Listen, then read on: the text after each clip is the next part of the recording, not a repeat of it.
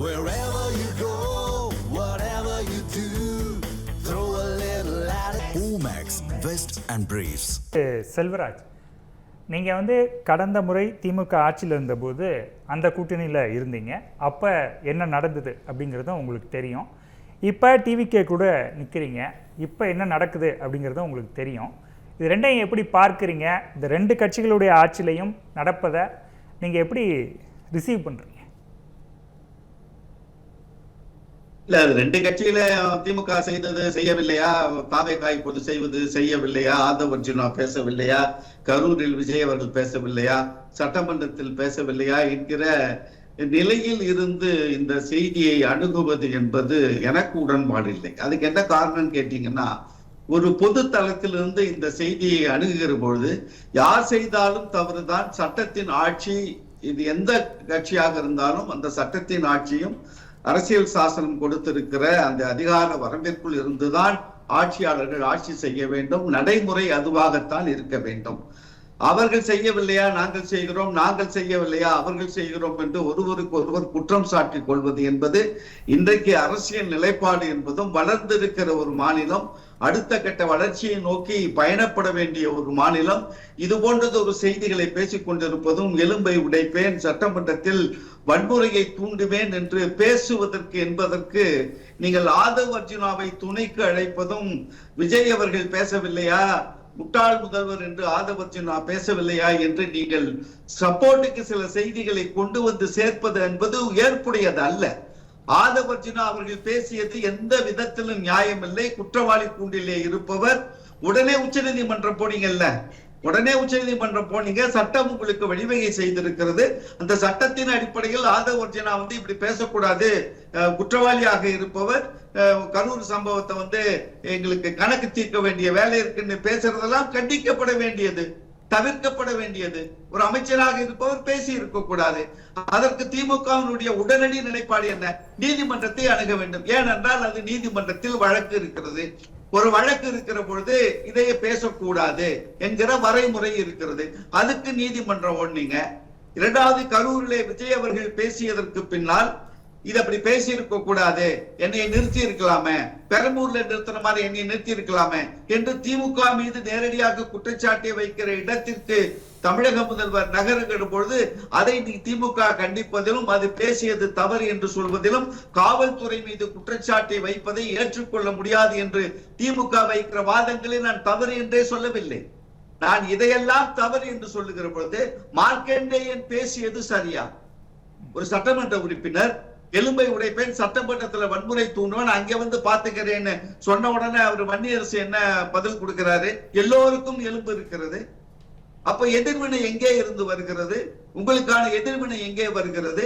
75 ஆண்டு காலம் ஆட்சியில் இருக்கிறீங்க, திராவிட மாடல் ஆட்சியை நடத்தினீர்கள். நான் ஆட்சியின் மீது, ஆட்சியினுடைய வளர்ச்சியின் மீது, ஆட்சியினுடைய தகுதியை பற்றி அதிகமாக பேசியவன் என்ற முறைகள் சொல்லுகிறேன்.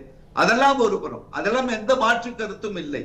ஆனால் ஒரு பிரச்சனையை அணுகுகிற பொழுது தாவேகா என்கிற ஒரு ஆட்சி அவர்கள் தவறு செய்வதனாலே இவர் செய்தது தவறா என்று கேட்பது என்பது ஒரு 75 ஆண்டு கால அரசியல் பாரம்பரியம் மிக்க கட்சி.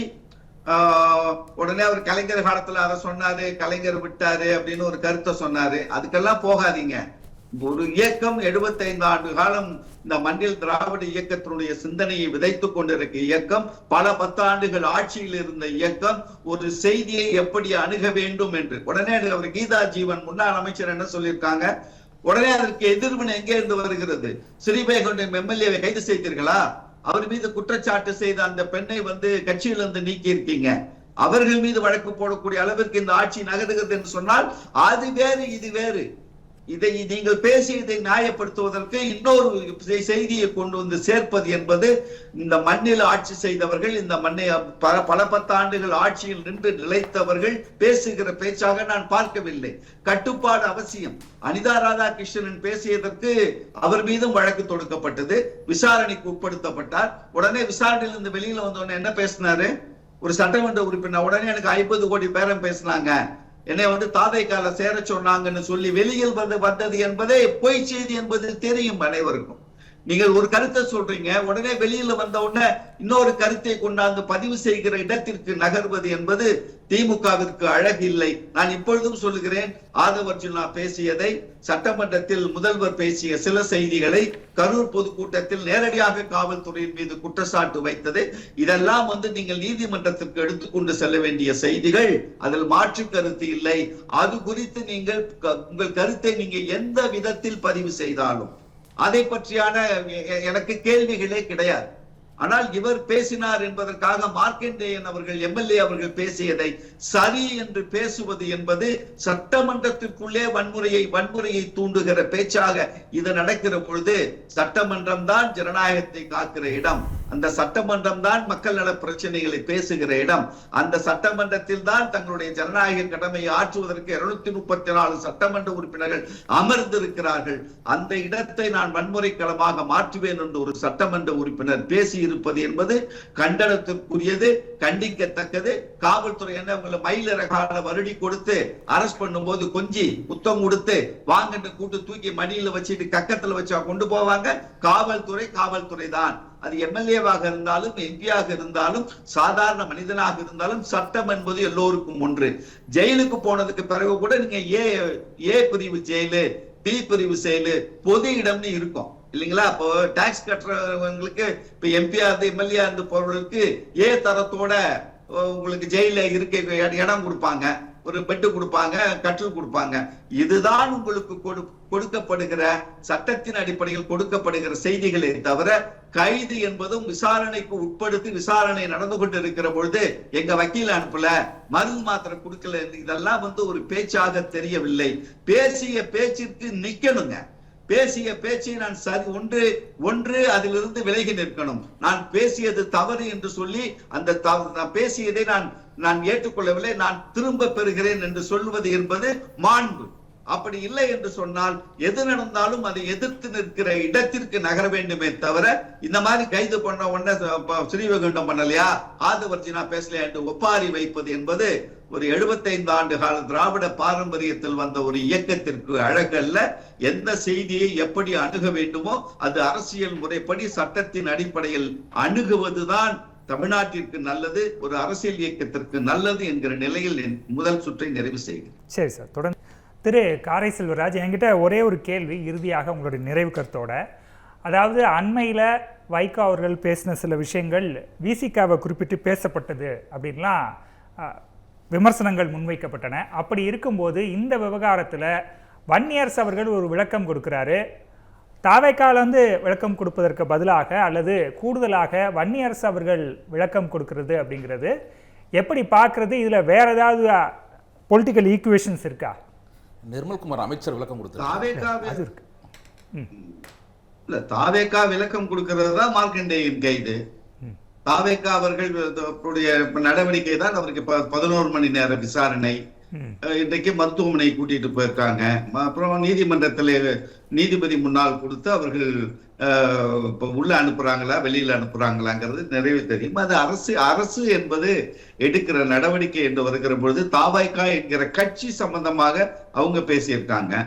இப்ப பொதுவாக வன்னியரசு அவர்கள் சொல்லி இருப்பது என்பது இந்த மாதிரி ஒரு செய்தி வருகிற பொழுது ஆரோக்கியம் இல்லாத ஒரு நிலை. இப்ப நானே ஆரம்பத்துல முதல் சுற்றுல பேசுகிற பொழுது 2 இடங்களையும் ஒரே நிலையில வைத்துதான் பார்த்தேன்.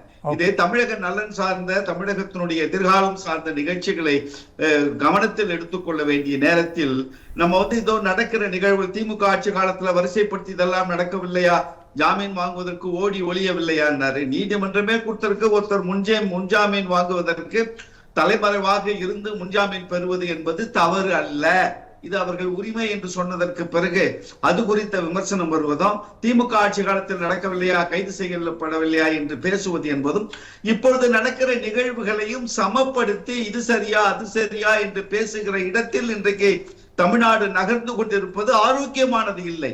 இப்பொழுது மார்க்கண்டேயன் தவறு செய்திருக்கிறார். காவல்துறை போய் டிஎஸ்பி என்ன தப்பு பண்ணியிருக்காரு, பத்திரிகையாளர்களை பார்த்து ரவுடி என்று சொல்லியிருக்கிறார். அந்த டிஎஸ்பி அந்த விசாரணையில் இருக்கிற போது எந்த நிலையில் அந்த டிஎஸ்பி அந்த விசாரணையை மேற்கொள்வார்? இந்த நிகழ்ச்சிக்கு 11 மணி நேர விசாரணை என்பதற்கு ஒரு சின்ன விஷயம். வைகோ அவர்கள் சில நாட்களுக்கு முன்பு பேசும்போது இந்த ஆட்சி மேல விஷ அம்புகளை வீசுறாங்க அப்படின்னு சொல்லியிருந்தாரு. அதை நாங்கள் டிஃபெண்ட் பண்ணுவோம்னு அவர் சொல்லியிருந்தாரு. ஒருவேளை அந்த இடத்த வந்து விசிக பிடிக்க பார்க்குறாங்க, அதனால தான் வன்னியரசு பேசுகிறாருன்னு எடுத்துக்கணுமான்னு கேட்குறேன். இல்ல இல்ல, நீங்க வலிந்து ஒரு விஷயத்தை திணிக்க நினைக்கிறீங்க. இல்ல, நான் திணிக்கல சார், நான் திணிக்கல.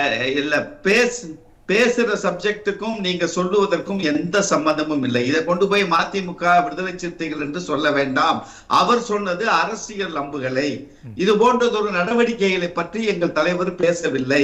அரசியல் ரீதியாக இந்த ஆட்சியை கவிழ்த்து விடுவோம், 3 மாசத்துல கவிழ்த்துடுவோம், 6 மாசத்துல ஆட்சி கலைந்து விடும் என்று திமுகவினுடைய முன்னாள் முதல்வர், நான் மிகவும் நேசிக்கிற தலைவர் தளபதி மு.க. ஸ்டாலின் அவர்கள் சொல்லுகிற நேரத்தில் கூட்டணி கட்சியில் இருப்பவர்களே தினம் தினம் பிரச்சனைகளை உருவாக்கி பொது வெளியில் வந்து பேசுகிற பொழுது மக்கள் மீதான நம்பிக்கை, மக்கள் நம்பிக்கை இழக்கக்கூடிய சூழ்நிலை உருவாகிவிடக் கூடாது.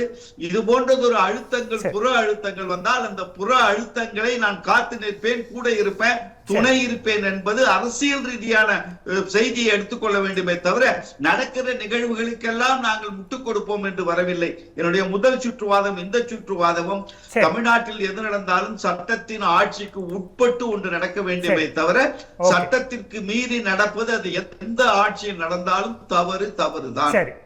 தமிழ் ஜனம் சேனலை சப்ஸ்கிரைப் பண்ணாம பார்த்துட்டு இருந்தீங்கன்னா மறக்காம சப்ஸ்கிரைப் பண்ணிடுங்க.